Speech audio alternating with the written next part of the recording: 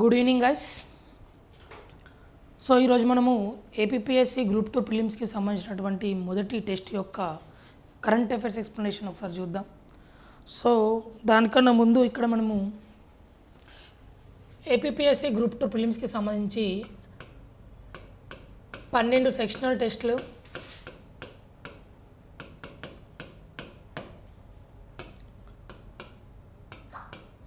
3 semi grand టెస్టులు మరియు 5 full length grand టెస్టులు,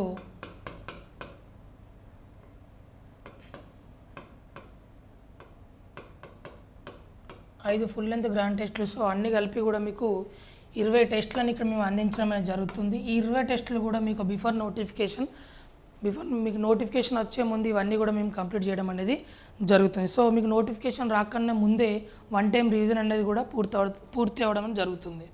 సో ఇవన్నీ కూడా ఒకసారి మా యాప్లో ఉన్నాయి, చూడండి. అంతేకాకుండా ఫస్ట్ టెస్ట్ మీకు ఇక్కడ ఫ్రీగా ఇవ్వడం అనేది జరిగింది. ఫస్ట్ టెస్ట్ కూడా మీకు ఇక్కడ ఫ్రీగా ఇవ్వడం అనేది జరిగింది.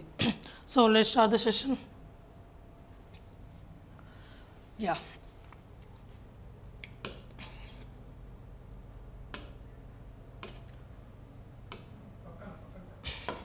సో ఇక్కడ మనకు 121 క్వశ్చన్ ఏంటి సార్ అంటే 2025లో పూర్తయిన గగన్యాన్ 1 మిషన్కి సంబంధించి క్రింది ప్రకటనలు పరిశీలించండి.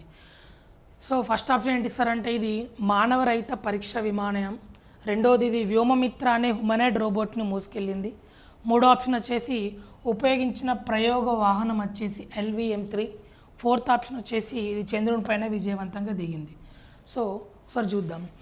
మొదటి ఆప్షన్ ఏంటి సార్ అంటే ఇది మానవ రహిత పరీక్ష విమానయానం. సో ఈ మానవ రహిత ఎందుకు తీసుకున్నాం సార్ అంటే గగన్యాన్ ప్రాజెక్టులో భాగంగా మనకు వ్యోమగాముల యొక్క అంతర్గత భద్రత కోసం, వ్యోమగాముల భద్రతను నిర్ధారించడానికి కోసం మనం ఇక్కడ గగన్యాన్ 1 ఏం చేసింది సార్ అంటే గగన్యాన్ 1 మరియు గగన్యాన్ 2 అనే 2 పరీక్షలు తీసుకోవడం అనేది జరిగింది సార్. ఇక్కడ గగన్యాన్ 1, గగన్యాన్ 2. సో దానిలో భాగంగా మొదటి గగన్యాన్ 1లో ఇక్కడ మనం వ్యోమమిత్ర అనే ఒక హ్యూమనాయిడ్ రోబోట్ను మోసుకెళ్ళింది. మొదటి గగన్యాన్ వ్యోమమిత్ర అనే హ్యూమనాయిడ్ రోబో అంటే ఇది ఆడ రోబోట్ సార్. ఇది ఆడ రోబోట్ ఎందుకు సార్ అంటే వ్యోమగాముల యొక్క అంతర్గత భద్రతని అన్నింటిలో దృష్టిలో పెట్టుకొని మనకి ఇది ఉండడం అనేది జరిగింది. నెక్స్ట్ ఇక్కడ థర్డ్ వచ్చేసి ఇక్కడ ప్రయోగించిన వాహనం ఏంటి సార్ అంటే LVM-3. సో LVM-3 అనొచ్చు, దీన్ని కూడా మనము HLVM-3 అని కూడా అనొచ్చు, human rated launch vehicle mark 3. ఓకేనా. సో ఇది కూడా గుర్తుపెట్టుకోండి. నెక్స్ట్ ఫోర్త్ ఆప్షన్ వచ్చేసి ఇది చంద్రుని పైన విజయవంతంగా దిగింది. సో ఈ చంద్రుని పైన దిగలేస్తారని ఇది భూమి యొక్క లో ఎర్త్ ఆర్బిట్. సో భూమి నుండి 400 కిలోమీటర్ల దూరంలో లో ఎర్త్ ఆర్బిట్లో ఇది పోయి మరి తిరిగి రావడం కోసం ఈ మిషన్ యొక్క ఉద్దేశం అనేది ఇక్కడ ఉంది. సో గగన్యాన్ 1 యొక్క మిషన్ ఉద్దేశం ఇది సార్. ఇక్కడ మనకు ఆప్షన్ వచ్చేసి 1, 2, 3 సార్. సో ఫోర్త్ ఆప్షన్ అనేది కాదు.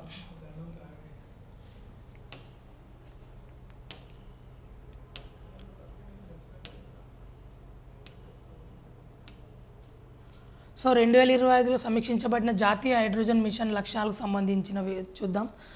సో జాతీయ హైడ్రోజన్ మిషన్కి సంబంధించిన లక్ష్యాల్లో భాగంగా మొదటి ఆప్షన్ ఏంటి సార్ అంటే గ్రీన్ హైడ్రోజన్ ఉత్పత్తి గ్లోబల్ హబ్గా ఎదగాలని భారత్ లక్ష్యంగా పెట్టుకుంది.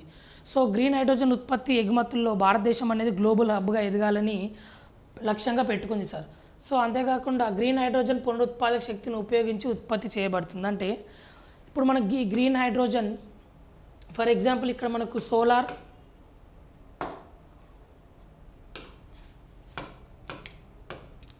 సోలార్ మరియు పవన శక్తిని ఏం చేస్తాం సార్ అంటే నీటి విద్యుత్ విశ్లేషీకరణ అంటే ఎలక్ట్రోసైజ్ చేసిన తర్వాత ఉత్పత్తి చేయబడిందే గ్రీన్ హైడ్రోజన్. సో ఈ ప్రక్రియలో మనకు కార్బన ఉద్గారాలన్నీ 0 సార్. సో కార్బన ఉద్గారాలన్నీ ఇక్కడ మనకు నిల్. సో దానిలో బాగా గ్రీన్ హైడ్రోజన్ అనేది మనం సేఫ్ అని చెప్పొచ్చు.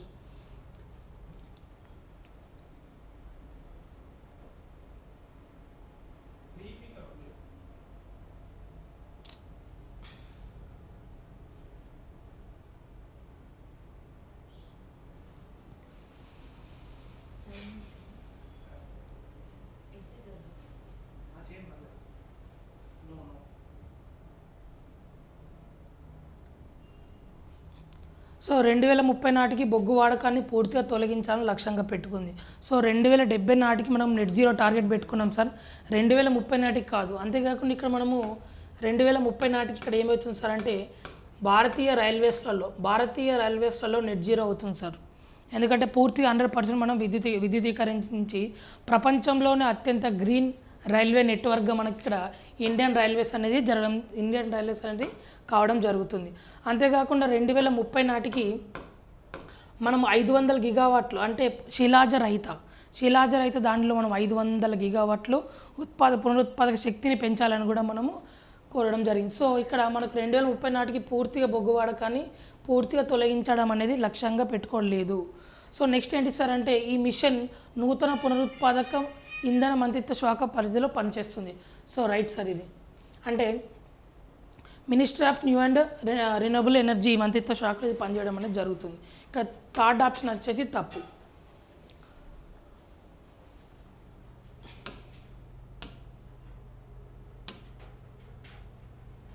ఓకే, సో నెక్స్ట్ క్వశ్చన్ వచ్చేసి 2025లో చర్చించబడిన జమిలీ ఎన్నికలు వన్ నేషన్ వన్ ఎలక్షన్కి చొరవ గురించి క్రింది ప్రకటనలు పరిశీలించండి. ఇది లోక్సభ మరియు రాష్ట్ర శాసనసభలకు ఒకేసారిగా ఎన్నికలను ప్రతిపాదిస్తుంది. అంతేకాకుండా దీని యొక్క సాధ్యాసాధ్యాలను పరిశీలించడానికి రామ్నాథ్ కోవింద్ కమిటీని ఏర్పాటైంది. ఇది ఎలాంటి రాజ్యాంగ సవరణలు అవసరం లేదు. ఇది ఎన్నికల వ్యయాన్ని తగ్గించడం లక్ష్యంగా పెట్టుకుంది. So one nation one election 2025లో మనకి ఇది చాలా సెన్సేషన్ టాపిక్గా ఉందండి, జమిలీ ఎన్నికలు. ఈ జమిలీ ఎన్నికలకు సంబంధించినటువంటి చూద్దాం.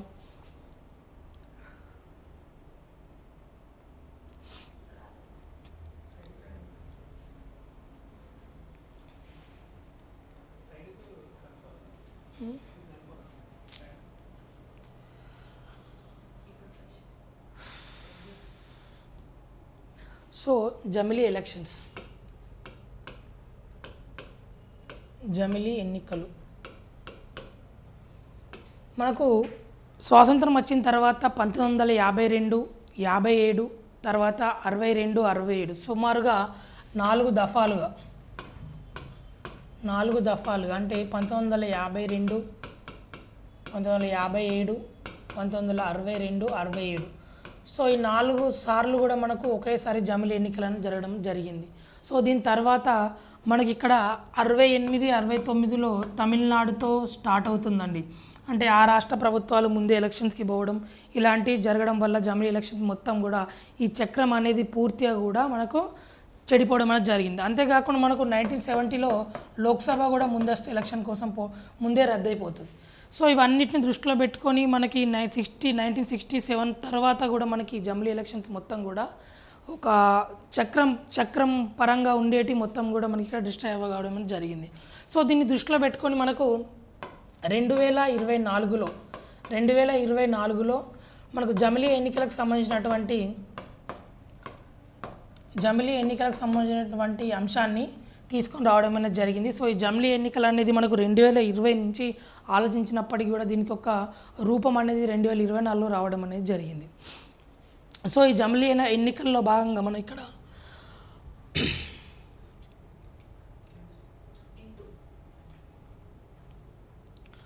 సో ఇక్కడ ఫస్ట్ ఆప్షన్ చూస్తే మనము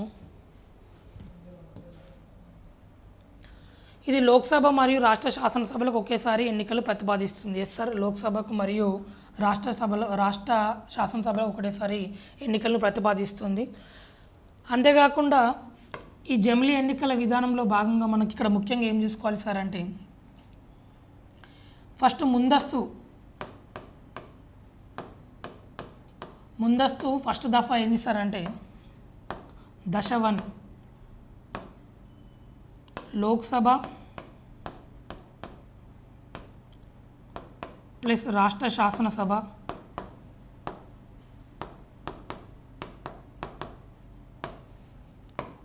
ఇక్కడ పేజ్ 2 దశ 2 ఏంటి సార్ అంటే స్థానిక సంస్థలకు. సో దీన్ని ప్రతిపాదించడం అనేది జరిగింది. ఎవరు ప్రతిపాదించారు సార్ అంటే ఈ మొత్తాన్ని ప్రతిపాదించిన వారు ఎవరు సార్ అంటే రామ్నాథ్ కోవింద్.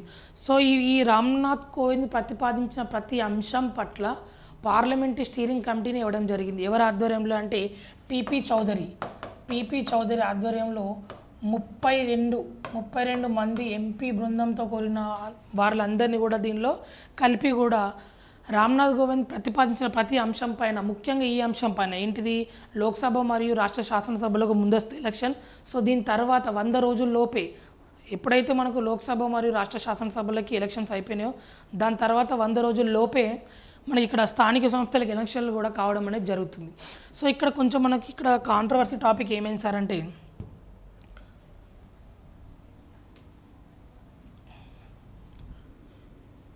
ఇక్కడ ఏ ప్రభుత్వమైనా మనకు మనం మ్యాక్సిమం 5 years అనేది ఉండడం అనేది జరుగుతుంది. సో దీనిలో భాగంగా జమిలీ ఎన్నికలు రావాలంటే, ఒకవేళ జమిలీ ఎన్నికలు అనేది వస్తే 3 years తర్వాత ఒక ప్రభుత్వం అనేది ప్రభుత్వం తన అధికారాన్ని కోల్పోవడం అనేది జరిగింది. అంటే 5 సంవత్సరాల్లో 3 సంవత్సరాల తర్వాత ఒక ప్రభుత్వం తన అధికారాన్ని కోల్పోవడం జరిగింది. సో అక్కడ సెకండ్ లార్జెస్ట్ పార్టీ అయినటువంటి ఒక పార్టీ నెక్స్ట్ ఏం చేయాలి సార్ అంటే అధికారం చేపట్టాలి, కానీ చేపట్టినా కూడా 2 years ఉండాలి. సో మళ్ళీ 5 years వరకు మళ్ళీ యథావిధి స్థానానికే పోవాలి. సో ఇక్కడ ఇది చాలా కాంట్రవర్సీ అయింది. సో ఈ అంశం పైన ముఖ్యంగా పీపీ చౌదరి అనే వారు మరియు వారి టీం యొక్క, అంతేకాకుండా ప్రభుత్వ అధికారులు అందరూ కూడా ఈ అంశం పైనే, ముఖ్యంగా ఈ అంశం పైనే ఫోకస్ చేసి వాళ్ళు ఈ అంశం గురించి చర్చిస్తున్నారు. సో అంతేకాకుండా సాధ్యాలను పరిశీలించడానికి కోవింద్ కమిటీ ఏర్పాటు చేయడం జరిగింది.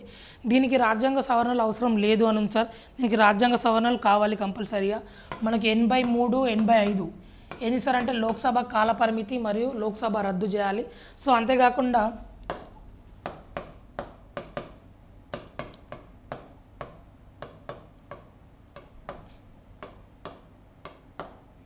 నెక్స్ట్ 124 and 126 అంటే రాష్ట్ర అసెంబ్లీ కాలపరిమితి మరియు రద్దు.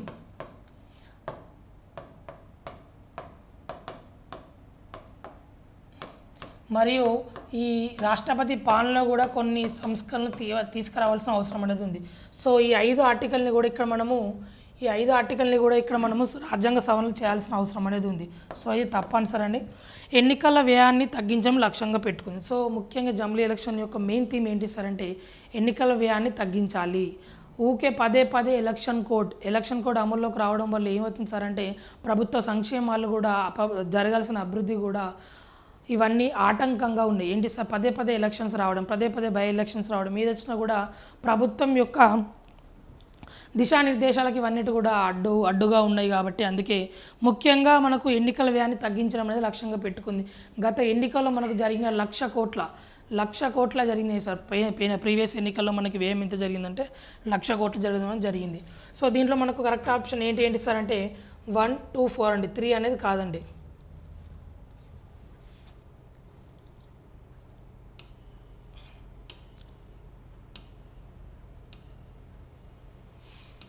సో నెక్స్ట్ పిఎం కిసాన్ పథకానికి సంబంధించి 2025 అప్డేట్లను పరిశీలించండి. సో పిఎం కిసాన్ ఈ పథకం ఎక్కడ స్టార్ట్ అయింది సార్ అంటే మనకు ఆల్రెడీ అడిగిండు, గోరఖ్పూర్ యూపీ.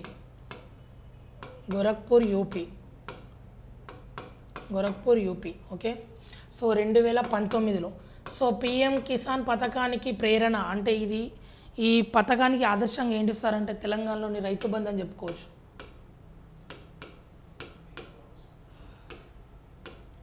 సో దీనికి సంబంధించిన ఆప్షన్లు చూద్దాం. ఫస్ట్ భూమి పరిమాణంతో సంబంధం లేకుండా భూమి ఉన్న రైతులందరికీ ఆదాయ మద్దతు అనేది ఇవ్వడం అనేది జరుగుతుంది.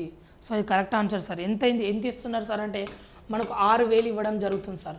ఈ 6,000 కూడా మనకు 2,000 చొప్పున 3 సార్లు ఇవ్వడం అనేది జరుగుతుంది. ఓకే. ఆర్థిక ప్రయోజనం నేరుగా బ్యాంక్ ఖాతాలకు బదిలీ చేయబడుతుంది. Direct benefit transfer. So first actually ఇది స్టార్ట్ అయినప్పుడు ఏంది సార్ అంటే 1 హెక్టార్, ఇది స్టార్ట్ అయినప్పుడు 2 హెక్టార్ ఉన్న సన్న రైతుకారులకు మాత్రమే అర్హులు. కాకపోతే ఇప్పుడు అందరికైతే ఇవ్వడం అనేది జరుగుతుంది. సో ఇది మనకు తప్పు ఆన్సర్గా చెప్పుకోవచ్చు. 1 హెక్టార్ లోపు ఉన్న సన్నకారు రైతులకు మాత్రమే అర్హులు. సో కాదండి, అందరూ అర్హులే. సో ఇది భారత ప్రభుత్వం నుండి 100% నిధులతో నడిచే ఏకైక కేంద్ర రంగ ప్రభుత్వం. 100% మనకి కేంద్ర నిధులతో నడవడం అనేది జరుగుతుంది. ఇక్కడ ఆప్షన్స్ వచ్చేసి మనకు 1 to 4 is the correct sir. 1 to 4. So right. So ఇది చాలా ఇంపార్టెంట్ అండి. నెక్స్ట్ క్వశ్చన్, 2025లో యునైటెడ్ పేమెంట్స్ ఇంటర్ఫేస్ అంటే యూపీఐ పరిణామాలకు సంబంధించింది. సో ఈ యూపీఐని రిజర్వ్ బ్యాంక్ ఆఫ్ ఇండియా ప్రారంభించింది.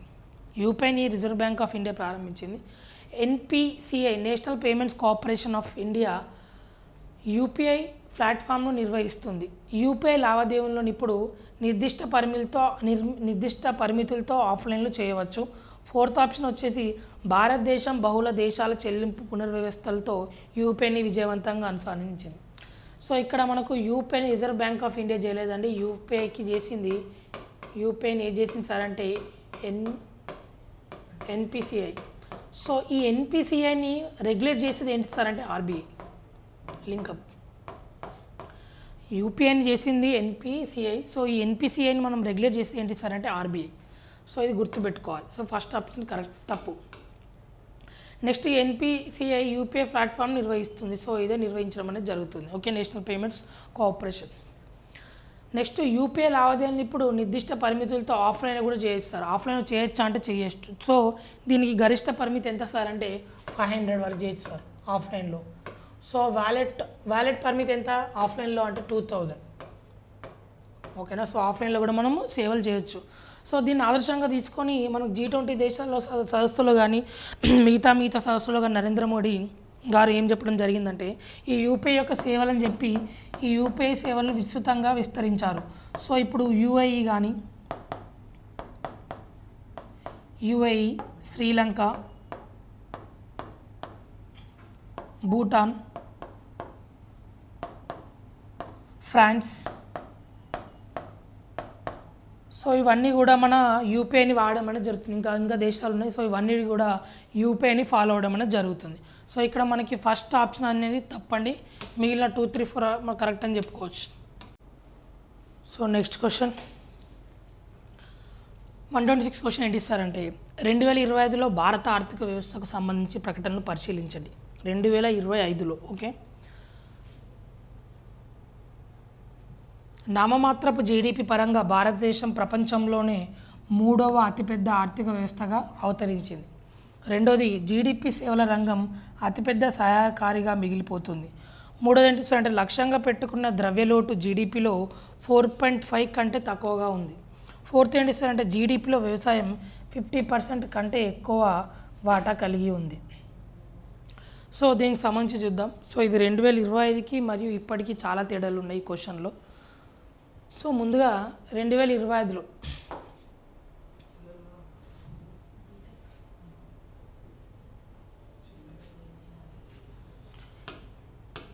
సో 2025లో ఏంటి సార్ అంటే నామమాత్రపు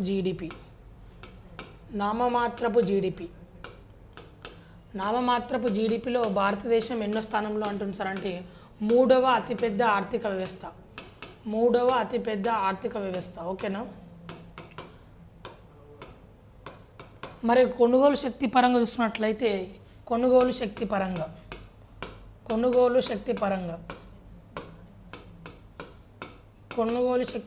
జీడిపి పరంగా చూస్తున్నట్లయితే భారతదేశము 5వ అతిపెద్ద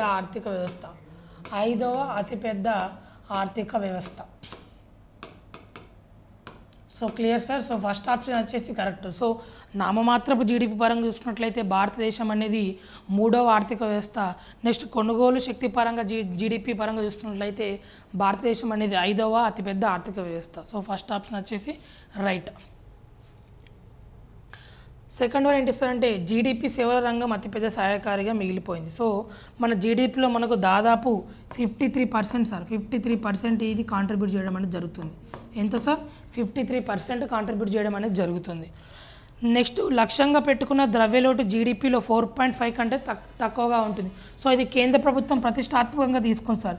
మన జీడిపిలో ద్రవ్యలోటు అనేది 4.5 కంటే తక్కువగా ఉండాలని కేంద్ర ప్రభుత్వం ప్రతిష్టాత్మకంగా లక్ష్యంగా పెట్టుకుంది. నెక్స్ట్ ఫోర్త్ ఏంటి సార్ అంటే జీడిపి వ్యవసాయంలో 50% కంటే ఎక్కువ వాటాను కలిగి ఉంది. అంటే లేదు సార్, ఎట్లా అంటే ఫర్ ఎగ్జాంపుల్ ఇప్పుడు శ్రామిక శక్తి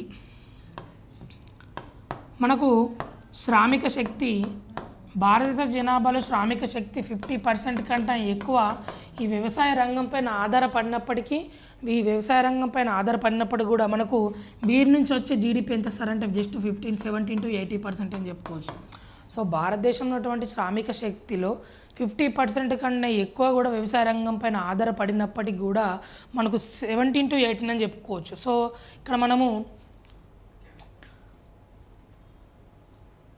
ఇక్కడ మనము జీడిపిలో వ్యవసాయం 50% కంటే ఎక్కువ వాటాను కలిగి ఉందన్నది తప్పు సార్. సో జీడిపిలో మనకి 50% కన్నా ఎక్కువ వాటా దేన్ని కలిగి ఉందా అంటే సేవా రంగం అనేది గుర్తుపెట్టుకోవాలి. సో అంతేకాకుండా ఇప్పుడు ప్రజెంట్ దీనికి సంబంధించిన కరెంట్ అఫైర్స్ చూస్తే ఏంటి సార్ అంటే, భారతదేశం ఆర్థిక వ్యవస్థ అనేది నాలుగవ ప్రపంచంలోనే 4వ ఆర్థిక వ్యవస్థగా ఉండేది సార్.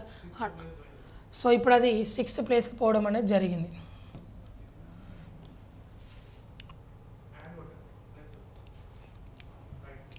సో 6వ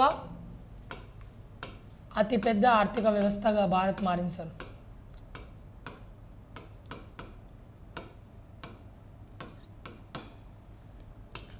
సో ఇక్కడ ఫస్ట్ మనకు America, 2 China, 3 Germany, 4 Japan, 5 UK, 6 వచ్చేసి ఇండియా సార్. సో దీని గల కారణాలలో ముఖ్యంగా 2 కారణాలు ఉన్నాయి సార్. ముఖ్యంగా 2 కారణాల వల్ల మనము భారతదేశం యొక్క ఆర్థిక వ్యవస్థ అనేది 6వ స్థానానికి పడిపోవడం అనేది జరిగింది. సో దీని గల ముఖ్య కారణం, మొదటి కారణం ఏంటి సార్ అంటే డాలర్. సో మనకి డాలర్ రేట్ అనేది పూర్తిగా క్షీణించింది సార్. మనకు దాదాపు గత 20 సంవత్సరాల నుంచి పోలిస్తే 10% డాలర్ రేట్ అనేది మనకు క్షీణించడం అనేది జరిగింది. ముఖ్యంగా ఎప్పుడైతే ట్రంప్ అనే వ్యక్తి రెండోసారి అధికారాలు చేపట్టడం జరిగిందో, ముఖ్యంగా అప్పటి నుంచి మన భారతదేశం యొక్క రూపాయి మొత్తం పతనం కావడం అనేది జరిగింది. సో ఇది మనకు మెయిన్ కారణంగా చెప్పుకోవచ్చు. అందువల్లనే మన ఇక్కడ ఏమైంది సార్ అంటే మనల్ని జపాన్ మరియు యూకే దాటిపోయింది సార్. అక్కడ ఉన్నటువంటి రూపాయి, అక్కడ ఉన్నటువంటి డాలర్ స్థిరంగా ఉన్నప్పటికీ మన భారతదేశంలో రూపాయి పతనం కావడం జరిగింది. నెక్స్ట్ ఇక్కడ మరీ ముఖ్యంగా ఏంటి సార్ అంటే మనకు బేస్ ఇయర్ 2011-12 ఉన్నటువంటి బేస్ ఇయర్ ఇప్పుడు ఏం జరిగింది సార్ అంటే 2022-23కు మార్చడం అనేది జరిగింది. సో ఇది కూడా కొంతవరకు కారణంగా చెప్పుకోవచ్చు. మన బేస్ ఇయర్ 2011-12 నుండి 2022-23కు మార్చడం జరిగింది. సో ఇదేమన్నా దీనివల్ల మనకి ఏమైనా ఎఫెక్ట్ అవుతుంది అంటే లేదు సార్. ఎందుకంటే ప్రపంచంలోనే అతిపెద్ద ఆర్థిక వ్యవస్థగా భారత్ ఉండడానికి గల కారణం ఏంటి సార్ అంటే ఇప్పుడున్నటువంటి సమయంలో ఎక్కువ స్పీడ్తోని అంటే అభివృద్ధి చెందుతున్న దేశంలో మొదటి దేశం ఏముంది సార్ అంటే భారతదేశం ఉంది. నిజ జీడిపి ఎంత సార్ అంటే 6.5 రేట్తో మనము ప్రపంచంలోనే ముందుకు దూసుకెళ్తున్నాం. సో ఇవి మనకు అంత పెద్ద ఎఫెక్ట్ అయితే దీనివల్ల అయితే అంత పెద్ద ఎఫెక్ట్ అనేది ఉండదు. ఎందుకంటే మన నిజ జీడిపి అనేది స్థిరంగా ఉంది. నిజ జీడిపి అనేది స్థిరంగా ఉన్నప్పుడు ఇది మళ్ళీ నెక్స్ట్ ఇయర్ వరకు IMF విడుదల చేసింది. IMF 2027 వరకు మళ్ళీ కూడా మనము తిరిగి మన స్థానానికి చేరుకుంటామని చెప్పడం అనేది జరిగింది. ఓకే. సో జర్మనీ 3rd ప్లేస్కి మనము 2030 వరకు టార్గెట్ పెట్టుకున్నాం సార్. 3rd ప్లేస్కి మనం 2030 వరకు టార్గెట్ పెట్టుకున్నాం, అంటే జర్మనీ పొజిషన్కి పోనీకి.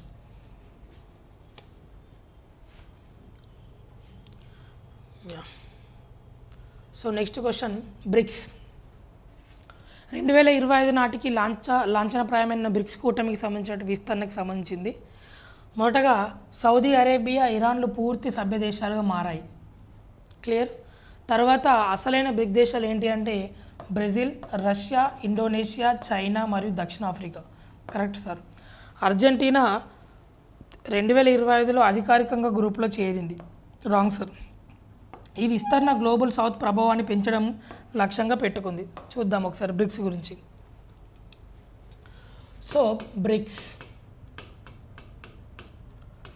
మనకు 2010 కన్నా ముందు బ్రిక్గా ఉండేదండి. బ్రిక్ అంటే Brazil, Russia, India, China. So 2011 తర్వాత మనకి ఇక్కడ దక్షిణాఫ్రికా కలవడంతో ఇది బ్రిక్స్గా మారిపోయింది. దక్షిణాఫ్రికా కలవడంతో ఇది బ్రిక్స్గా మారిపోయింది. నెక్స్ట్ ఇక్కడ మనకు 2023లో మనకి ఈజిప్ట్, రెండోది ఇథియోపియా, మూడోది ఇరాన్, నాలుగోది UAE, ఐదో వచ్చేసి సౌదీ అరేబియా. సో ఇవన్నీ కూడా మన బ్రిక్స్లో చేయడం అనేది జరిగింది. సో రీసెంట్గా మనకు 2024లో ఇండోనేషియా చేరింది సార్. 2024లో ఏం జరిగింది సార్ అంటే ఇండోనేషియా చేయడం అనేది జరిగింది. సో ప్రస్తుతం బ్రిక్స్లో సభ్య దేశాల సంఖ్య ఎంత అంటే 11 అని చెప్పొచ్చు. ఎన్ని అని చెప్పొచ్చు? 11 అని చెప్పొచ్చు. క్లియర్. సో ఈ ఈజిప్ట్, ఇండోనేషియా రెండు కూడా మనకు ఆఫ్రికా దేశం సార్. ఇవి రెండు కూడా మనకు మధ్యాసియా, పశ్చిమాసియా. సో గుర్తుపెట్టుకోండి.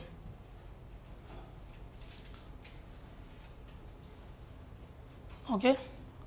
సో ఇది తప్పండి. అర్జెంటీనా గ్రూపులో అధికారికంగా చేరలేదు. యాక్చువల్లీ ఇక్కడ ఏమైంది సార్ అంటే అర్జెంటీనాకు ఎలక్షన్స్ అయిపోయిన తర్వాత మనకు కొత్త పిఎం రావడం జరిగింది. సో అతను మేము బ్రిక్స్లో సభ్యత్వం తీసుకోమని కరాఖండిగా చెప్పడం అనేది జరిగింది. So next question, make in India project అండి. 2025 మేక్ ఇన్ ఇండియా చొరవ అప్డేట్లను పరిశీలించండి. ఇది వాస్తవంగా 2014లో ప్రారంభించబడింది. సో ఇది 2014 ప్రారంభించడం అనేది జరిగింది. అంతేకాకుండా PL ప్రొడక్ట్ లింక్ ఇన్సెంటివ్ పథకాలు దీనికి కీలక చొరవ. సో ఇది చాలా ఇంపార్టెంట్ సార్ ఈ PLI. దాంతోపాటు రక్షణ రంగం తయారీలో ఎగుమతులను భారీగా పెరిగాయి. సో ఇది మెయిన్గా మనం చెప్పుకోవచ్చు. రక్షణ రంగంలో మనకి ఇక్కడ ఎగుమతులు అనేవి భారీగా పెరగడం అనేది జరిగింది. సో అంతేకాకుండా ఇది తప్పని చెప్పచ్చు సార్. అంతరిక్ష రంగంలో FDI నిషేధించింది. సో అంతరిక్ష రంగంలో ముఖ్యంగా స్పేస్ సెంటర్లో మనకి ఇక్కడ FDIని ఫారెన్ డైరెక్ట్ ఇన్వెస్ట్మెంట్లు మనకి ఎక్కడ నిషేధించబడడం లేదు. సో నిషేధించబడిందని ఉంది, కాదు నిషేధించబడలేదు. సో ఇవన్నీ కూడా 1, 2, 3 అనే కరెక్ట్ ఆన్సర్. 4th అనేది రాంగ్ ఆప్షన్.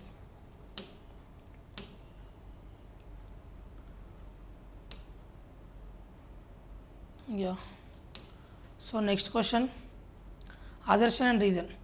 పెట్రోల్లో ఇథనాల్ కలపడాన్ని భారతదేశం చురుగ్గా ప్రోత్సహిస్తుంది. ఓకే. E20 ఇథనాల్ కలపడం వల్ల ముడి చమురుపై దిగుమతి ఆధారపడడం తగ్గుతుంది మరియు కర్బన ఉద్గారాలు తగ్గుతాయి.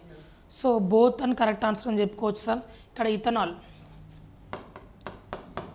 ఇథనాల్ ఎట్లా వస్తుంది సార్? ఇథనాల్ అంటే మనకు చెరకు మరియు పాడైపోయినటువంటి ధాన్యాల నుండి ఇక్కడ మనకి ఇథనాల్ అనేది లభించడం అనేది జరుగుతుంది. సో దీన్ని ఏం చేస్తారు సార్ అంటే మనకు పెట్రోల్లో కలపడం. సో 80-20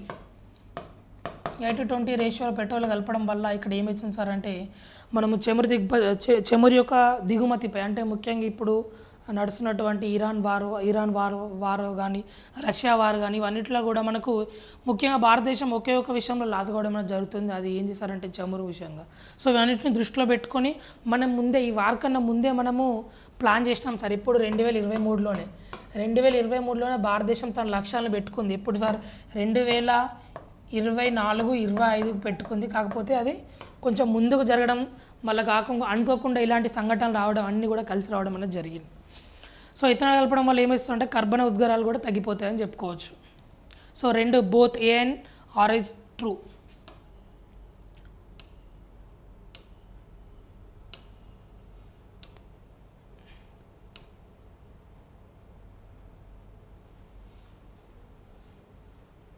సో ఇస్రో విజయవంతంగా NSIL అనే వాణిజ్య శాఖను స్థాపించింది. కారణం ఏంటి సార్ అంటే ఇస్రో అన్ని విద్యా శాస్త్రీయ అంతరిక్ష పరిశోధనలు ఆపివేయాలనుకుంది.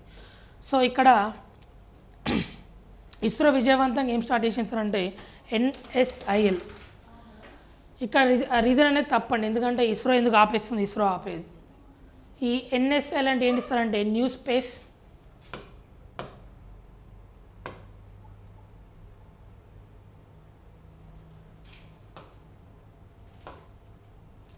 One second.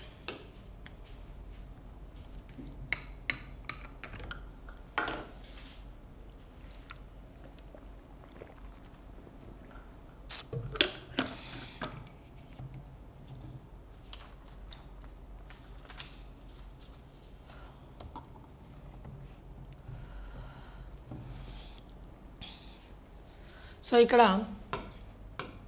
NSIL అండి, న్యూ స్పేస్ ఇండియా లిమిటెడ్. ఇది ఏంది సార్ అంటే ఇది ఒక కమర్షియల్ ఆర్మ్ అండి. కమర్షియల్ ఆర్మ్ అంటే ఒక వాణిజ్య సంస్థ ఇక్కడ మనకు న్యూ స్పేస్ ఇండియా లిమిటెడ్, దాంతోపాటు ఇస్రో, దాంతోపాటు న్యూ స్పేస్ స్టేషన్, దాంతోపాటు అప్ట్రాక్స్ ఈ 4 కూడా గుర్తుపెట్టుకోవాలి. ఓకేనా, ఈ 4 కూడా గుర్తుపెట్టుకోవాలి. సో ఇక్కడ ఎన్ఎస్ఐఎల్, ఆంట్రిక్స్, ఇన్ స్పేస్ ఈ 3 గల తేడా ఏంటి అనేది చూద్దాం ఒకసారి. ఇది ఏంటి సార్ అంటే పూర్తిగా భారతదేశం యొక్క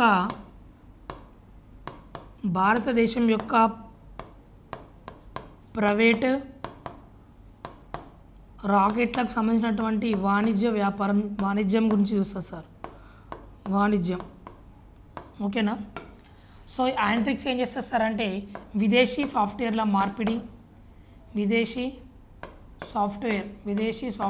మార్పిడి,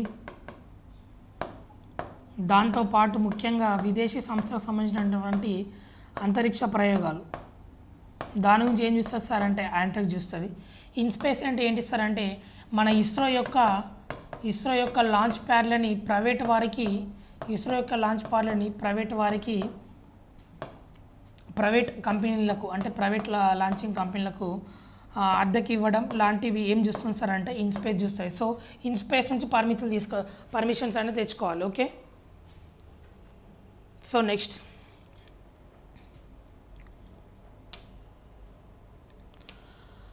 131 చాలా ఇంపార్టెంట్ అండి. Digital personal data protection act భారతదేశంలో పూర్తిగా అమల్లోకి వచ్చింది.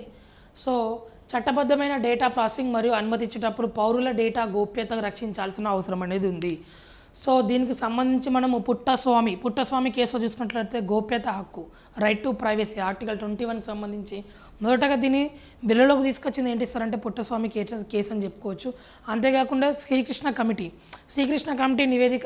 కమిటీ కూడా ఏం చెప్పింది సార్ అంటే ఈ యొక్క పౌరుల యొక్క డిజిటల్ పర్సనల్ డేటా అనేది భద్రత కల్పించాల్సిన అవసరం అనేది భారతదేశ ప్రభుత్వానికి ఉందని మనకు శ్రీకృష్ణ కమిటీ అని చెప్పడం అనేది జరిగింది. సో పుట్టస్వామి కేసు కూడా important. Digital personal data protection act భారతదేశంలో పూర్తిగా అమలులోకి వచ్చింది. Correct sir. చట్టబద్ధమైన డేటా ప్రాసెసింగ్కు అనుమతించేటప్పుడు పౌరుల డేటా గోప్యతను రక్షించాల్సిన అవసరం ఉంది. రక్షించాల్సిన అవసరం ఎవరికి ఉంది సార్ అంటే భారతదేశ ప్రభుత్వానికి ఉంది. ఓకేనా. సో దీనికి రాష్ట్ర ప్రభుత్వాలకు ఎటువంటి సంబంధం లేదు. Both A and R are true.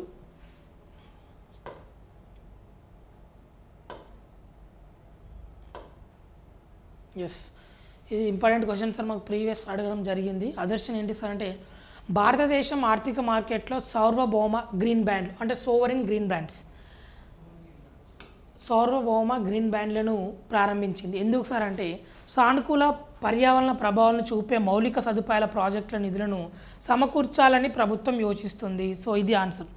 ఏంటి సార్ అంటే సానుకూల పర్యావరణ ప్రభావాలను చూపే మౌలిక సదుపాయాల ప్రాజెక్టుల నిధులకు సమకూర్చాలనే ఉద్దేశంతో భారతదేశ ప్రభుత్వం ఏం చేసింది సార్ అంటే ఆర్థిక మార్కెట్లో సార్వభౌమ గ్రీన్ బాండ్లను ప్రారంభించడం అనేది జరిగింది. ఇక్కడ both A and R is true.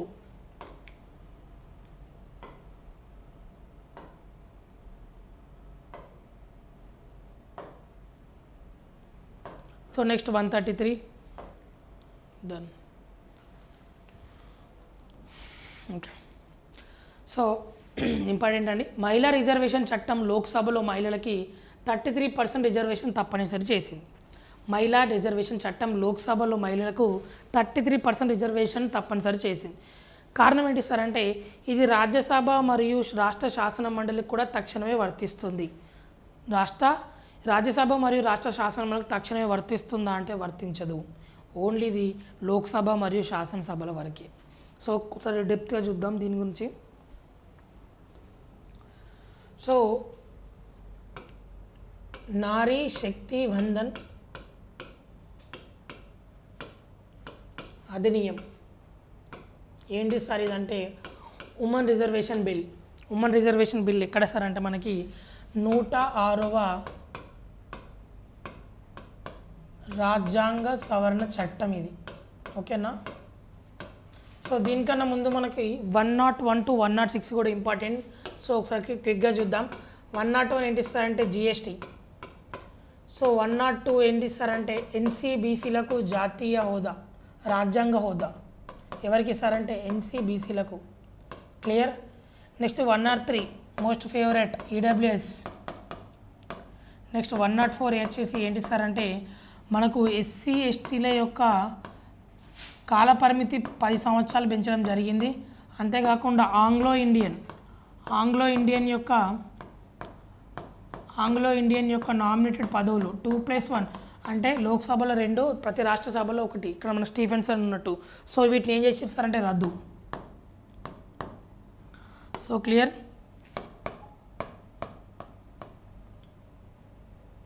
GST bill, NCBC, రాజ్యాంగ హోదా, ఈడబ్ల్యూఎస్, ఎస్సీ ఎస్టీలు.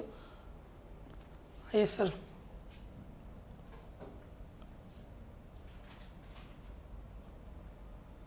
వెయిట్.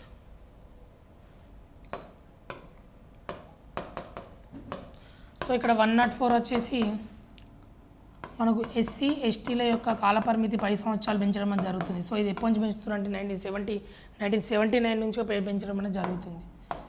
సో తర్వాత ఆంగ్లో ఇండియన్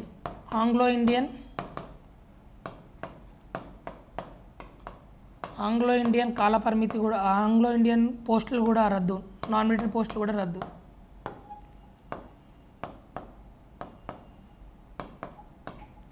నెక్స్ట్ ఇక్కడ 105 ఏంటి సార్ అంటే ఓబీసీ జాబితా అనేది అధికారం ఊళ్ళకి ఇచ్చారు సార్ అంటే రాష్ట్ర ప్రభుత్వాలకు ఇచ్చారు. ఎందుకు ఇచ్చారు సార్ అంటే మనకు మరాఠా రిజర్వేషన్ కోర్టులో సుప్రీంకోర్టు గవర్నమెంట్ ఆఫ్ మహారాష్ట్రకు మొట్టికాయలు వేయడం జరిగింది. ఏమని ఇచ్చారు సార్ అంటే ఎస్ఈబీసీ అంటే సోషల్లీ ఎకనామికల్లీ బ్యాక్వర్డ్ క్లాసెస్ను గుర్తించే అధికారం అనేది రాష్ట్రాలకు అప్పచెప్పాలని మన కేంద్ర ప్రభుత్వాన్ని సుప్రీంకోర్టు కోవడం అనేది జరిగింది.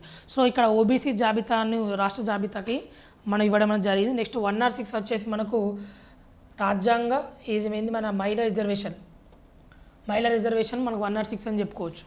ఓకే. సో మనకి కొంచెం ముందుగా డెప్త్గా చూసుకున్నట్లయితే మనకు 1996లో 81వ రాజ్యాంగ సవరణ ద్వారా హెచ్డి దేవేగౌడ ఎక్కడ సార్ అంటే హెచ్డి దేవేగౌడ ఈ ఉమెన్ రిజర్వేషన్ కోసం చాలా ప్రయత్నాలు చేయడం అని జరిగింది. ఎందుకు సార్ అంటే భారతదేశంలో సగానికి పైగా ఉన్నటువంటి వారు ఎవరు సార్ అంటే మహిళలు. భారతదేశంలో సగానికి పైగా ఉన్నటువంటి మహిళలకు ఇంతవరకు మన భారతదేశం యొక్క చట్టసభలలో సరైన స్థానం లేకపోవడం అనేది చాలా బాధాకరమైన విషయాన్ని గుర్తించి హెచ్డి దేవేగౌడ గారు మొదటి పునాది వేయడం జరిగింది. దీనికి మహిళల యొక్క అభ్యున్నతికి పాటుపడడం అనేది జరగడం జరిగింది. సో దీని తర్వాత మనకి ఏబీవీపీ అటల్ బిహారీ వాజ్పేయి 1998లో మరియు 1999లో ట్రై చేశారు.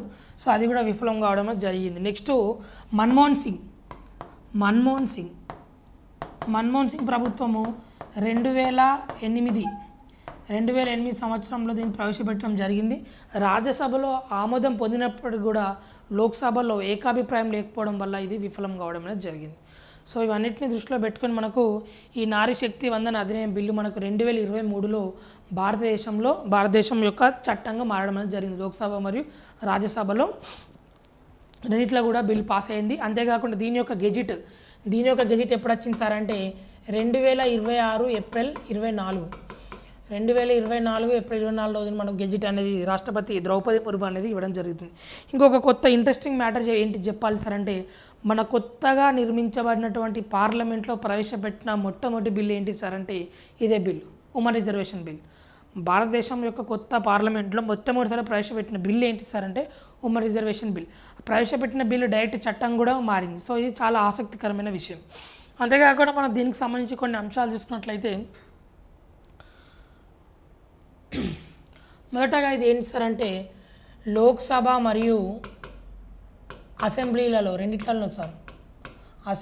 ఈ రెండిట్లలోనే ఉమెన్స్కి ఎంత 33% రిజర్వేషన్ ఇవ్వడం అనేది జరుగుతుంది. ఇక్కడ రాజ్యసభ మరియు శాసన మండలిలో ఉండదు సార్. రాజ్యసభ మరియు శాసన మండలిలో ఉండదు. ఇది అభ్యర్థులు గుర్తుపెట్టుకోవాలి. ఇదే ఇంపార్టెంట్ మీకు. ఓకేనా. ఈ 33% ఉమెన్ రిజర్వేషన్లో కూడా మనకి ఇక్కడ సబ్ కోటా ఉంది. ఎవరికి సార్ అంటే ఎస్సీ ఎస్టీలకు ఇక్కడ మనకు సబ్ కోటా అనేది ఉండడం జరిగింది. సో ఇక్కడ ప్రధానంగా వస్తున్న డిమాండ్ ఏంటి ఇస్తారంటే ఓబీసీలను కూడా గుర్తించి వారికి ఒక సబ్ కోటా ఇవ్వాలని ప్రధానంగా వస్తున్న డిమాండ్ అని మనం చెప్పుకోవచ్చు. సో దీంతో పాటు మనకి ఇక్కడ కొన్ని ఆర్టికల్స్ ఏం చేయాలండి, 332A, 334A, నెక్స్ట్ 336A, దాంతోపాటు 239AA.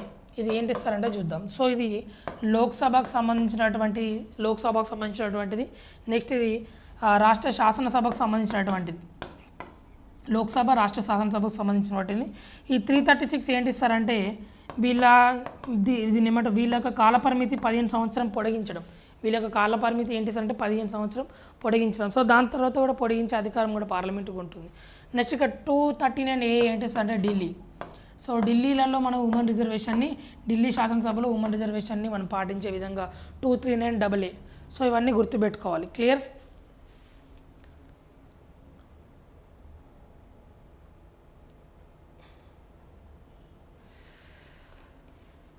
Okay, yes. PM Vishwakarma పథకం ప్రధానంగా ఎవరికి మద్దతు ఇవ్వడం లక్ష్యంగా పెట్టుకుంది.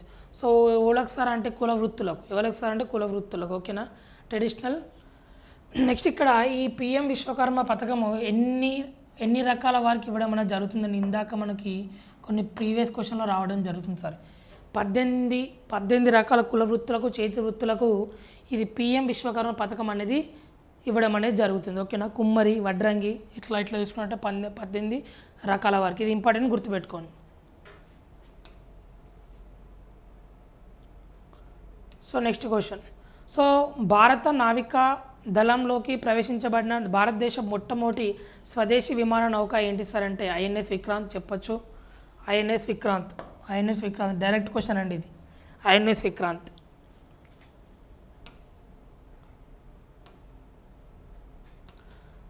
ఎస్. నెక్స్ట్ స్వాతంత్రం అనంతరం ఉమ్మడి పౌరసత్వ యూసీసీని అమలు చేసిన మొదటి రాష్ట్రం ఏంటి సార్ అంటే ఉత్తరాఖండ్.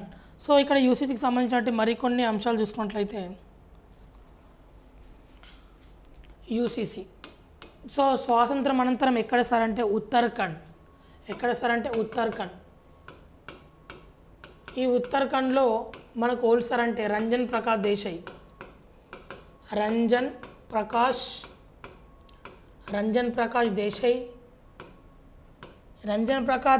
సలహా మేరకు, రంజన్ ప్రకాష్ దేశాయ్ ఇచ్చినటువంటి సూచనల మేరకు ఇక్కడ Pushkar Singh Dhami CM.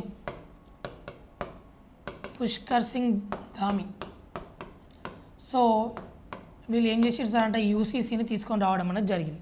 So UCC అంటే నార్మల్గా ఏంటి సార్ అంటే వివాహం, విడాకులు,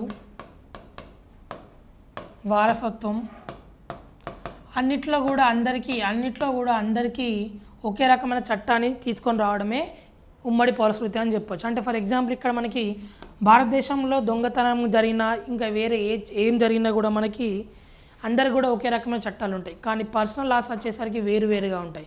సో దీన్ని దృష్టిలో పెట్టుకొని మనకు రాజ్యాంగంలోని ఆర్టికల్ 44 సో ఆశిక సూత్రాల్లోని ఆర్టికల్ 44 మనకి ఏం చెప్తుంది సార్ అంటే ఉమ్మడి పౌరస్మృతిని మనకు రాజ్యం అందించాలనేది చెప్పడం అనేది జరుగుతుంది. సో నెక్స్ట్ మనకి ఇక్కడ గోవా స్వాతంత్రం కన్నా ముందు ఇక్కడ మనకు గోవాలో ఇంప్లిమెంట్ అయ్యింది సార్. స్వాతంత్రం తర్వాత మనకి ఇక్కడ ఉత్తరాఖండ్లో వస్తుంది. సో దీనికి సంబంధించిన కొన్ని చూద్దాం. ఉత్తరాఖండ్లో ఏమేమి ఉన్నాయి సార్ అంటే ఇక్కడ ముఖ్యంగా ఒకటి కాంట్రవర్సీ అయింది ఈ ఉత్తరాఖండ్ యూసీసీలో. ముఖ్యంగా ఏంటి సార్ అంటే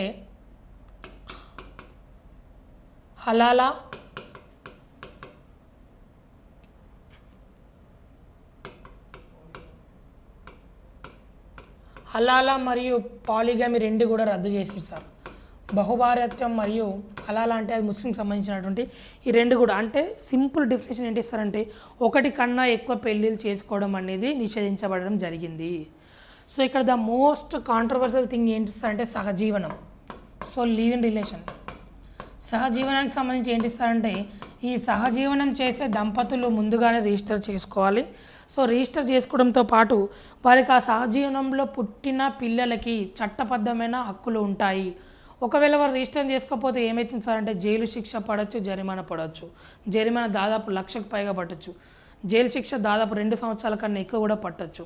సో ఇక్కడ ముఖ్య ఉద్దేశం ఏంటి సార్ అంటే ఈ సహజీవనంలో భాగంగా జన్మించిన పిల్లలకి ఏముంటుంది సార్ అంటే చట్టబద్ధమైన హక్కులు అనేది ఉండడం అనేది జరుగుతుంది.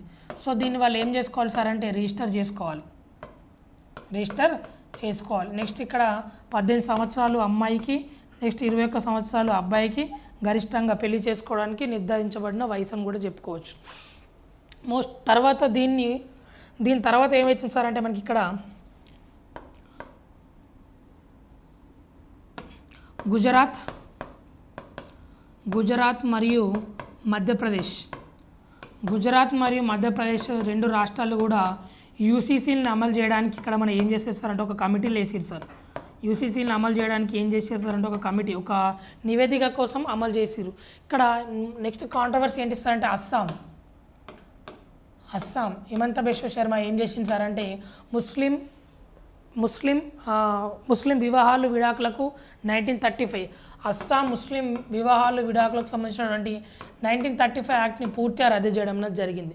సో ఇది ఎందుకు రద్దు చేసిరు సార్ అంటే దీని తర్వాత నెక్స్ట్ స్టెప్ ఏంటి సార్ అంటే బయటకు చెప్పనట్టుగా మేము యూసీసీని తీసుకొని రావడం అనేది జరుగుతుంది అనేది కూడా తెలుస్తుంది. సో భారతదేశంలో 2032 కల్లా దాదాపు 18 నుంచి 20 రాష్ట్రాల యూసీసీ మనకు రాబోతుందండి 2032 కల్లా. ఓకేనా? సో ఇది క్లియర్గా గుర్తుపెట్టుకోండి. సో ఇక్కడ మనకు ఉత్తరాఖండ్లో ఉంది, నెక్స్ట్ అస్సాంలో రాబోతుంది, గుజరాత్ మరియు మధ్యప్రదేశ్ 2 రాష్ట్రాలు కూడా కమిటీలు కూడా వేయడం అనేది జరిగింది. So clear.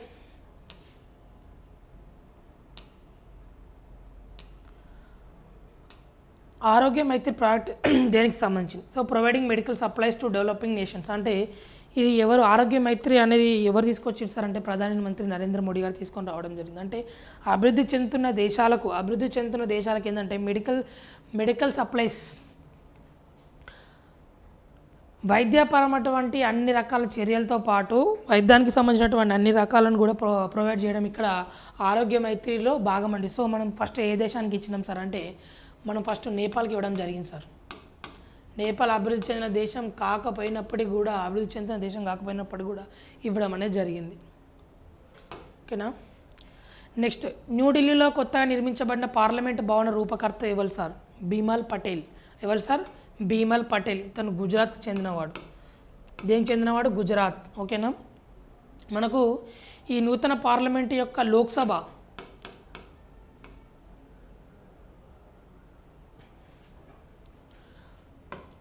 సో ఈ లోక్సభ మరియు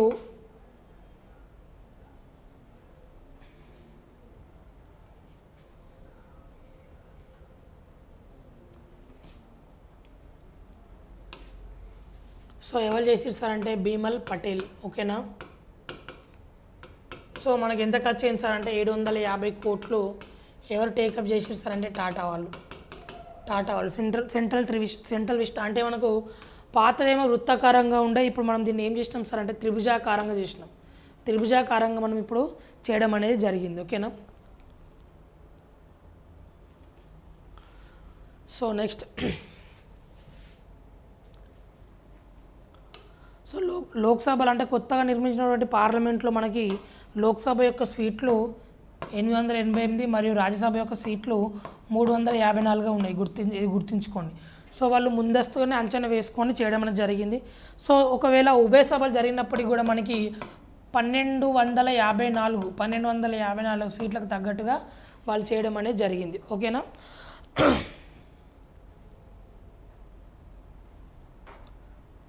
next Amrit Bharat station scheme ఏంటి సార్ అంటే దీన్ని మన రైల్వే స్టేషన్ని మోడరైజ్ చేయడం సార్. దీనిలో భాగంగా మనకు దక్షిణ భారతదేశంలో మొట్టమొదటిసారి చెర్లపల్లి అయింది సార్. ఇది గుర్తుపెట్టుకోండి.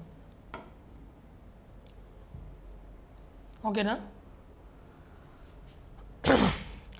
భారతదేశపు మొట్టమొదటి సోలార్ అబ్జర్వేటరీ మిషన్ పేరు ఆదిత్య L1. ఓకే, మనకు ఆప్షన్ వచ్చేసి ఇక్కడ ఉంది.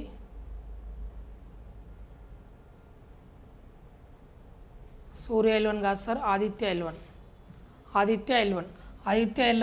ఏంటి సార్ అంటే సూర్యునిలోని కరోనా అనే కక్షలో ఉన్నటువంటి అన్నిటి కూడా వ్యవస్థలను పరిశీలించడం దీని యొక్క ముఖ్య లక్షణం. సూర్యుని పైకి పోవడం అనేది కాదు, ఓకేనా. భూమికి అతి దగ్గరగా, అంటే ఫర్ ఎగ్జాంపుల్ ఇప్పుడు ఇది చూడనుకుందాం, ఇది భూమి అనుకుందాం. సో మనకు దాదాపు ఈ దూరంలో జస్ట్ 1% ఆఫ్ దూరం దగ్గర ఇక్కడిని మనం టెస్ట్ చేయడం అనేది జరిగింది. 1% ఆఫ్ డిస్టెన్స్లోనే టెస్ట్ చేయడం అనేది జరిగింది, ఓకేనా.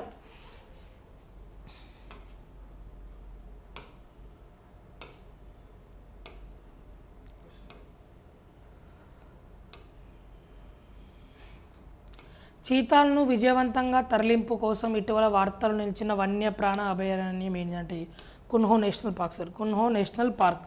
So project cheetah.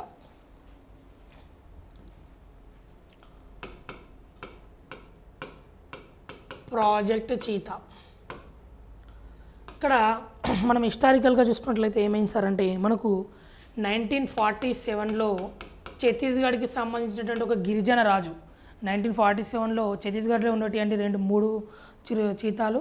సో ఇక్కడ గిరిజన రాజు ఒక ట్రైబల్ కింగ్ ఏం చేసింది సార్ అంటే వేటకు పోయి ఆ ఉన్న 3 సింహాలను కూడా చంపడం జరిగింది. సో తర్వాత ఏం చేస్తారంటే మనకు 1952లో అఫీషియల్గా చెప్పడం జరిగింది. సో భారతదేశంలో చీతాలు అనేవి ఏవి లేవని 1950లో అధికారికంగా చెప్పడం అనేది జరిగింది. సో సుమారు 70 సంవత్సరాల తర్వాత మనం చీతాలను అంటే ఆఫ్రికా ఖండం నుంచి ఆసియా ఖండంలోని ఇండియాకి తీసుకొని రావడం అనేది జరిగింది. సో ఖండాంతరంగా ప్రపంచంలో మొదటిసారిగా జరిగింది సార్. ఖండాంతరంగా మనం రవాణా చేయడం అనేది జరిగింది. సో మొదటగా మనము నమీబియా నుంచి ఎన్ని తీసుకొని రావడం జరిగింది సార్ అంటే 8 చీతాలు పట్టుకొని రావడం జరిగింది. సో దీంట్లో 5 ఆడ 3 మగ సార్. 5 ఆడ 3 మగ. ఇవన్నిటిని మనం ఎప్పుడంటే మన September 17 Narendra Modi birthday September 17, 2022లో మనము పట్టుకొని రావడం అనేది జరిగింది. ఎక్కడికి నమీబియా నుంచి తీసుకొని వచ్చి మధ్యప్రదేశ్లోని కున్హో నేషనల్ పార్క్. మధ్యప్రదేశ్లోని ఎక్కడ సార్? కున్హో నేషనల్ పార్క్లో పెట్టడం అనేది జరిగింది. ఈ కున్హో అంటే దేనికి ఉపనది అంటే ఈ చంబల్ నది ఉపనది.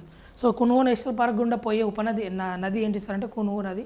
ఈ కున్హో నది దేనికి ఉపనది అంటే చంబల్కి ఉపనది, ఓకేనా. సో దీంట్లో పెట్టడం అనేది జరిగింది. సో దీని తర్వాత మనం దక్షిణాఫ్రికా నుండి ఒక 12 చీతాలను పట్టుకొని రావడం జరిగింది. సో ఈ 12, 8 కూడా మనం కున్హో నేషనల్ పార్క్లో పెట్టడం జరిగింది. సో ఇక్కడ ఏమవుతుంది సార్ అంటే ఒకటే దగ్గర 20 చీతాలు ఉండేసరికి అవి ఘర్షణకు లోనవ్వడం అనేది జరుగుతుంది. సో అందు మూలంగా ఏం చేసారు సార్ అంటే 2వ నివాసంగా గాంధీ సాగర్ అభయారణ్యం. సో ఇది ఎక్కడ ఉంది సార్ అంటే ఇది కూడా మనకు మధ్యప్రదేశ్లో ఉంది. సో చీతాలకు సంబంధించినటువంటి రెండవ నివాసంగా దేని పెట్టుకున్నాం సార్ అంటే Gandhi Sagar wildlife sanctuaries. So ఇది గుర్తుపెట్టుకోండి. అంతేకాకుండా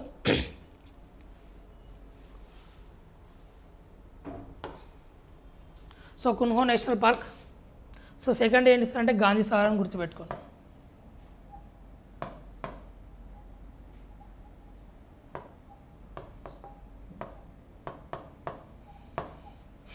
ఓకే. సో మేరా యువ భారత్ మై భారత్ ప్లాట్ఫామ్ దేనికోసం ఉద్దేశించబడిందంటే youth development and volunteerism sir. ఇది direct question. Youth development and volunteerism కోసము మేరా యువ భారత్ మై భారత్ ప్లాట్ఫామ్ని ఉపయోగించడం జరిగింది.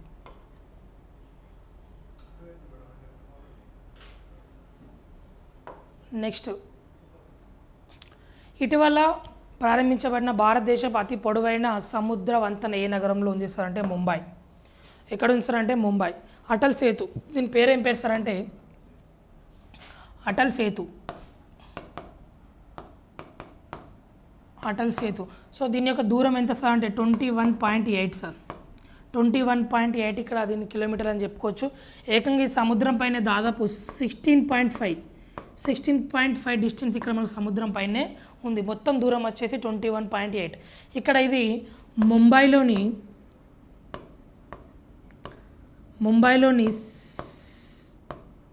సెర్వా నావీ ముంబైలోని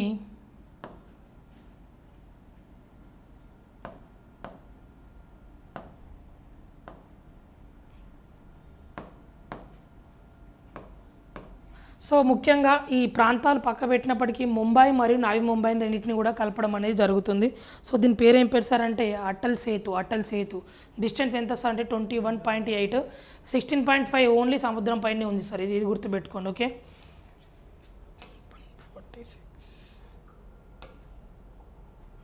లఖ్పత్ దీది అంటే లక్షాధికారులుగా లఖ్పత్ దీది. ఈ పథకం యొక్క ప్రాథమిక లక్ష్యం ఏంటి సార్ అంటే making women in SHG earn at least 1 lakh annually. So Lakhpat Didi యొక్క మెయిన్ థీమ్ ఏంటి సార్ అంటే ఇది. సో ఇక్కడ మనము దీనిలో భాగంగా చూసినట్లయితే లఖ్పత్ దీదిలో మనకు ఏమేమి ఇస్తున్నారు సార్ అంటే మహిళలకు ఎస్హెచ్జిలో ముఖ్యంగా నమో దీది డ్రోన్ పథకం లాంటివి. సో అంటే వీళ్ళకు డ్రోన్లు కొనించడం, అంతేకాకుండా వీటిని ఎలా వాడాలి వాటిపైన అవగాహన ఇప్పించడం, అంతేకాకుండా ఎస్హెచ్లను సాంకేతిక వైపు ఎలా మరణించాలి, ఇవన్నీ కూడా లఖ్పత్ దీది పథకంలో ముఖ్యంగా అని చెప్పుకోవచ్చు. సో ఇది ఎక్కడ స్టార్ట్ చేసి సార్ అంటే ఫస్ట్ ఇది మనకు యూపీలో స్టార్ట్ చేసినప్పటికీ తర్వాత కూడా భారతదేశం మొత్తం కూడా విస్తరించడం అనేది జరిగింది. క్లియర్. సో భారతదేశ సైన్యం ప్రారంభించిన ప్రాజెక్ట్ ఉద్భవ్ లక్ష్యం ఏంటి సార్ అంటే మన భారతదేశం యొక్క ప్రాథమిక గ్రంథాలైనటువంటి నీతి సారం, నెక్స్ట్ చాణక్యుడి అర్థశాస్త్రం లాంటి ఇవన్నిటి గ్రంథాలు ఉన్నటువంటి యుద్ధ తంత్రాలను పాటించాల్సిందిగా మనము భారత ఆర్మీ ఇవన్నిటి తీసుకోవడం అనేది జరిగింది. ఎందుకంటే ఆ గ్రంథాల నుంచి మనం యుద్ధ తరాలను తీసుకోవాల్సిన అవసరం ఉన్న లక్ష్యంతో ప్రాజెక్ట్ ఉద్భవ్ను తీసుకొని రావడం అనేది జరిగింది. సో నెక్స్ట్ భారతదేశం ఆతిథ్యం ఇచ్చిన ఐసీసీ పురుషుల క్రికెట్ ప్రపంచ కప్ 2023 ఏ దేశం గెలుచుకుంది సార్ అంటే మన ఇండియాకి వచ్చి గెలుచుకున్న దేశం ఏంటి సార్ అంటే Australia. India versus Australia Narendra Modi స్టేడియంలో జరిగింది. సో గెలుచుకున్న దేశం ఏంటి సార్ అంటే ఆస్ట్రేలియా అని చెప్పుకోవచ్చు. ఓకే, నరేంద్ర మోడీ స్టేడియంలో జరగడం అనేది జరిగింది ఐసీసీ. సో ఈ 2024 ప్రతిష్టాత్మకంగా భారతరత్న అవార్డును మరణాంతరం ఏ మాజీ భారత ప్రధానికి ప్రకటించారంటే ఇక్కడ PV Narasimha Rao sir. So actually ఇద్దరికి చౌదరి చరణ్ సింగ్ మరియు పివి నరసింహారావు ఇద్దరు కూడా మనకు ప్రకటించిన జాబితాలో వారు ఇద్దరు కూడా మాజీ భారత ప్రధాని అని చెప్పుకోవచ్చు. సో భారతరత్న అవార్డులు, ఈ భారతరత్న అవార్డులకు సంబంధించి మనకు మొదటిసారిగా 1952లో ఇవ్వడం అనేది జరిగింది. సో ఫస్ట్ ఓవరాల్ తీసుకున్నారు సార్ అంటే రాజగోపాలాచారి, చక్రవర్తుల రాజగోపాలాచారి, 2 సర్వేపల్లి రాధాకృష్ణన్,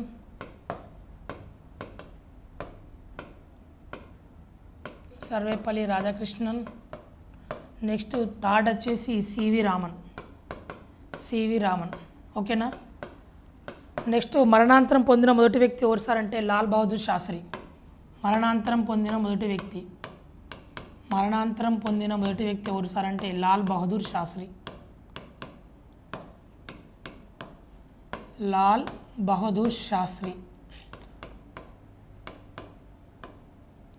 అత్యంత పిన్న వయసు కూడా ఎవరు అంటే సచిన్ టెండూల్కర్ అని చెప్పుకోవచ్చు. మొదటి ఉమెన్ ఎవరు సార్ అంటే ఇందిరాగాంధీ అని చెప్పుకోవచ్చు. సో దీనిలో భాగంగా మనకి గరిష్టంగా 1999లో గరిష్టంగా 4కి ఇవ్వడం జరిగింది. మనకు 2023లో 5కి ఇవ్వడం అనేది జరిగింది. సో ఈ 5 ఎవరెవరు సార్ అంటే ఫస్ట్ మొదటిగా కర్పూరి రాజ్ ఠాగూర్ అని పిలుస్తారు, కర్పూరి రాజ్ ఠాగూర్. సో ఇతను ఎవరు సార్ అంటే బీహార్ మాజీ ముఖ్యమంత్రి.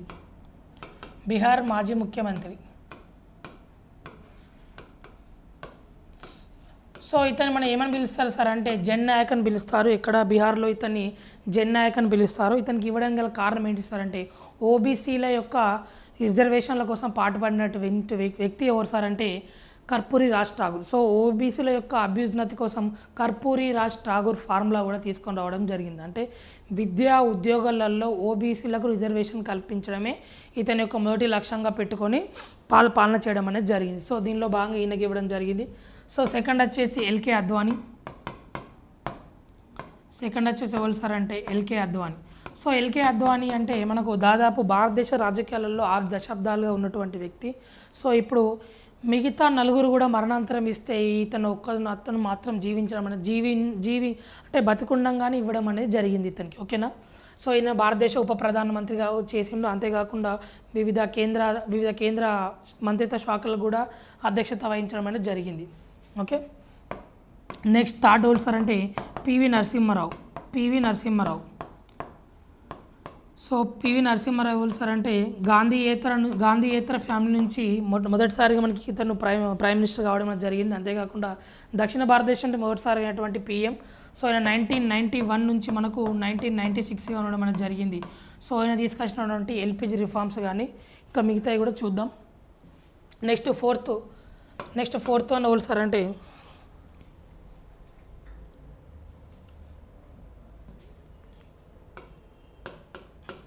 Chowdary Charan Singh. So fourth one ఎవరు సార్ అంటే చౌదరి చరణ్ సింగ్. సో ఈ చౌదరి చరణ్ సింగ్ ఎవరు సార్ అంటే భారతదేశానికి మనకి ఈయన కూడా ప్రధానమంత్రిగా చేయడం జరిగింది. ఈయన రైతు పక్షపాతి. ఓకేనా. సో ఈయన జన్మదినాన్ని మనం ఏమని జరుపుకుంటున్నాం సార్ అంటే నేషనల్ ఫార్మర్స్ డే డిసెంబర్ 23 ఈయన పుట్టినరోజు మనం ఏం చేసుకుంటున్నాం సార్ అంటే నేషనల్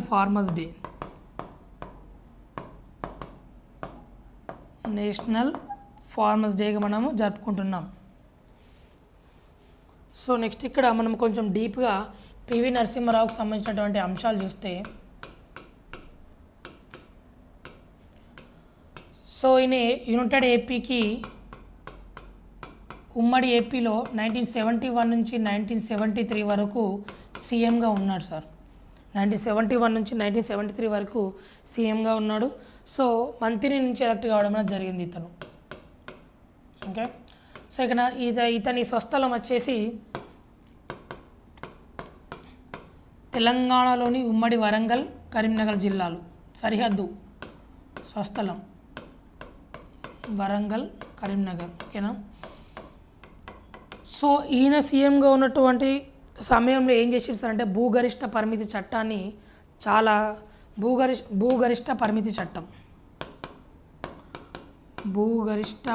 చట్టం. సో దీన్ని ప్రతిష్టాత్మకంగా అమలు చేసిండు సార్.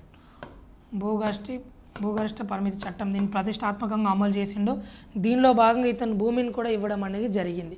సో దీని తర్వాత మనకి 1991 నుంచి 1996 మధ్యలో భారతదేశానికి పిఎం కావడం అని జరిగింది. సో గాంధీయేతర ఫ్యామిలీ అంటే గాంధీ ఫ్యామిలీ కాకుండా మిగతా వారు పూర్తి స్థాయిగా ఎవరు ఉన్నారు సార్ ప్రధానమంత్రిగా అంటే పివి నరసింహారావు ఉన్నాడు సార్. సో ఈ టైంలో మనకి ఏమేమి వచ్చినాయి సార్ అంటే ఫస్ట్ ఎల్పిజి రిఫార్మ్స్. సో ప్రైవేటీకరణ, సరళీకరణ, ప్రపంచీకరణ. సో ఈ మూడింటిని కూడా తీసుకొని రావడం అనేది జరిగింది. సో అంతేకాకుండా ఈయన సమయంలో మనకు 73, 74 సో రాజ్యాంగ సవరణలు కూడా రావడం జరిగింది. నెక్స్ట్ ఏషియన్ దేశాలకు ఏం చేసింది సార్ అంటే లుక్కిస్ట్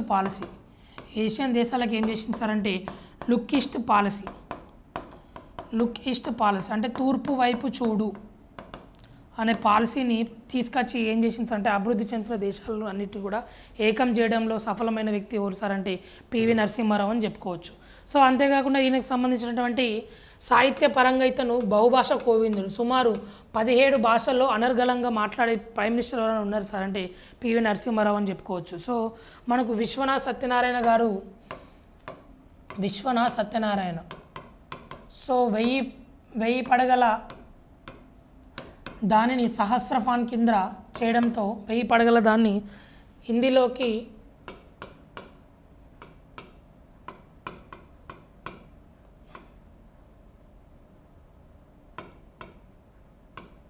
సహస్రఫాన్. సో దీనికి ఏమొచ్చింది సార్ అంటే కేంద్ర సాహిత్య అకాడమీ అనేది రావడం అనేది జరిగింది. సో ది ఇన్సైడర్ అనేది ఈయన యొక్క ఆత్మకథ అని చెప్పుకోవచ్చు. ది ఇన్సైడర్ అనేది మనకు తెలుగులోకి అనువదించిన వారి వ్యక్తి ఎవరు సార్ అంటే భరణం అనే వ్యక్తి మనకు ఇన్సైడర్ని తెలుగులోకి దీనిలో లోపలి మనిషి అని ఇవ్వడం అనేది జరిగింది. సో ఇది గుర్తుపెట్టుకోండి.